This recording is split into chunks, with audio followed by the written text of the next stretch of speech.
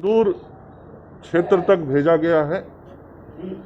पूर्व में भी आप सब लोग को ध्यान में होगा, आदरणीय मुख्यमंत्री जी के द्वारा पहले दिन 1 और फिर 4 मोबाइल RT-PCR वाहन राज्य के विभिन्न ग्रामीण क्षेत्रों में भेजे गए थे, जिनके माध्यम से सुदूर ग्रामीण क्षेत्र में रहने वाले लोगों का भी कोरोना जांच RT-PCR मशीन के माध्यम से हो रहा है। और माननीय मुख्यमंत्री जी ने यह निर्देश दिया था विभाग को कि यह संख्या और बढ़ाई जाए। और पूर्व में जो यह 5 की संख्या थी, उस संख्या को आज हम लोगों ने और बढ़ा दिया और अब 10 RT-PCR वैन राज्य के ग्रामीण क्षेत्रों में जाकर लोगों के कोरोना की जांच करेंगे।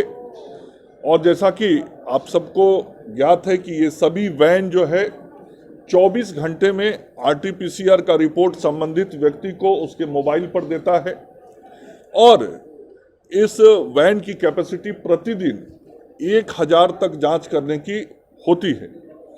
और आगे आने वाले समय में जब यह 10 वैन संपूर्ण राज्य के विभिन्न क्षेत्रों में घूमेगा, तो जहां एक तरफ राज्य के RT-PCR जांच करने की क्षमता हमारी बढ़ेगी, वहीं ग्रामीण क्षेत्र में रहने वाले लोग भी इस RT-PCR जांच का बहुत ही सहजता और सुलभता के साथ लाभ ले सकेंगे। आज का जो यह 5 गाड़ी है, यह बिल मिलिंडा गेट्स फाउंडेशन के द्वारा उपलब्ध कराया गया है, जो पूर्व से आप सब लोग जानते हैं कई वर्षों से राज्य के स्वास्थ्य सेवाओं में अपना तकनीकी सहयोग लगातार देता रहा है। और इस कोरोना के संकट के समय में भी फाउंडेशन की तरफ से लगातार हर प्रकार के सहयोग स्वास्थ्य विभाग बिहार को मिले हैं। आज यह सहयोग भी मिला है, इसके लिए मैं BMGF को आभार भी व्यक्त करता हूं। और राज्य की जनता को यह सेवा अब आज से मिलेगी और सभी प्रमंडलों में अब ये गाड़ियां चलती हुई दिखाई पड़ेंगी। इसके साथ ही टीका एक्सप्रेस भी चल रहा है, जो आप सब लोग देख रहे हैं। कई मीडिया के साथियों ने सुदूर गांव और गलियों में जाके उसका कवरेज भी किया है। तो उसी प्रकार से अब हमारा यह प्रयास है कि जो हमारा थर्स्ट रहता है कि टेस्टिंग, ट्रीटमेंट, ट्रैकिंग, तो इस टेस्टिंग को भी अब हम लोग गति देंगे। और ट्रीटमेंट का ही एक पक्ष है टीकाकरण भी, तो टीकाकरण को भी अब हम सब लोग ने काफ़ी गति दिया है और इस काम को तेजी से कर रहे हैं। धन्यवाद। जाएगा, लेकिन संपूर्ण राज्य में अब इसकी विजिबिलिटी होगी, चूंकि अब 10 गाड़ियां हमारे पास हो गई हैं, तो सभी प्रमंडलों में ये जाएगा। सरकार की मंशा भी बहुत स्पष्ट है। सरकार की मंशा ये है कि जो भी इस कोरोना के संकट के समय में किसी भी परिवार में मृत्यु की दुखद घटना हुई है, उन परिवारों तक जो सरकार के द्वारा सहायता राशि होती है, वह राशि उन परिवारों तक, उन घरों तक पहुंचाई जाए।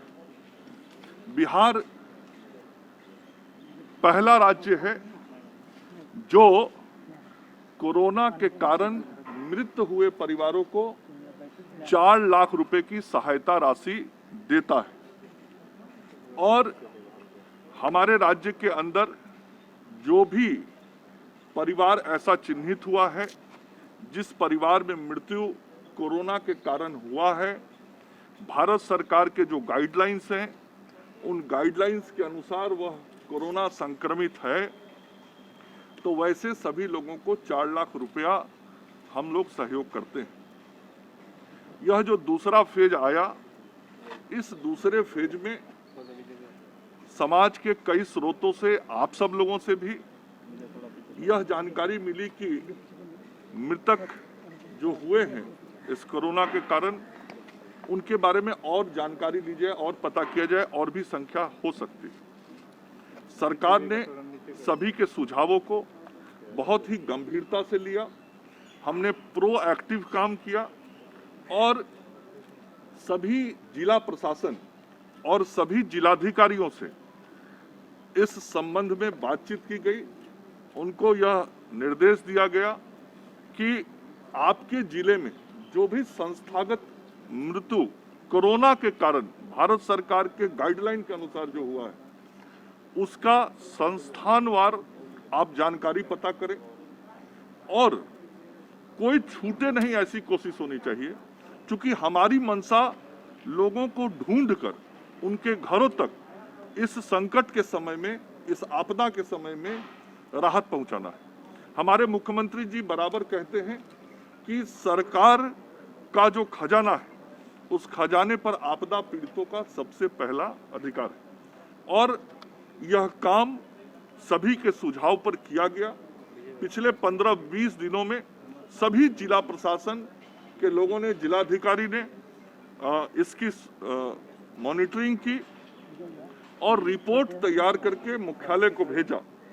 जो रिपोर्ट तैयार किया गया फिर उसको इकट्ठा एक जगह किया गया, सभी जिलों के आंकड़ों को एक साथ जोड़ा गया और समाज के सामने, राज्य के सामने, सभी के सामने वो आंकड़े कल हमारे विभाग के प्रधान सचिव के द्वारा प्रस्तुत किए गए। बताया गया कि क्या वास्तव में स्थिति है और हम लोगों ने आगे बढ़ के, सरकार ने आगे बढ़ के इस विषय को निकाला और लोगों तक सहायता पहुंचाने का काम किया है। इसमें कोई भी लापरवाही नहीं हुई, आप यही कहना चाह रहे हैं? नहीं, मैं ये कह रहा हूं कि हमारी मंशा है कि इस महामारी के दौर में यदि कोई परिवार इस संकट में आया है तो हम उस तक सरकार की जो घोषित नीति है, देश का पहला राज्य है बिहार जो ये सहयोग उन परिवारों तक पहुंचाता है, हम उन परिवारों तक इस सहयोग को पहुंचाएं। क्या इतना आंकड़ा कैसे बढ़ जाएगा? 2 दिन का ये आंकड़ा नहीं है, मैंने कहा 15-20 दिन में यह पूरा प्रक्रिया किया गया। एक दिन में कैसे पता लगेगा, आप भी समझ सकते हैं। 15-20 दिनों में यह पूरी प्रक्रिया की गई।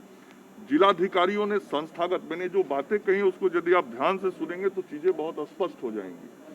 संस्थागत मतलब कई प्राइवेट हॉस्पिटल्स थे, DCHC तक कई संस्थान थे, जहां भी भारत सरकार के गाइडलाइन के अनुसार जो कोरोना पॉजिटिव होकर डेथ केसेस हैं उसके अनुसार जो आंकड़ा जिले का है उस आंकड़े को वो लोग पता करें, एक एक पता करें, सूक्ष्मता से पता करें। यह काम 15-20 दिनों में किया गया और जब सारे आंकड़े आए तो उसको फिर एक जगह इकट्ठा किया गया, फिर बातचीत की गई और तब जब सारे आंकड़े राज्य के एक साथ आ गए तब वो सबके सामने लाया गया।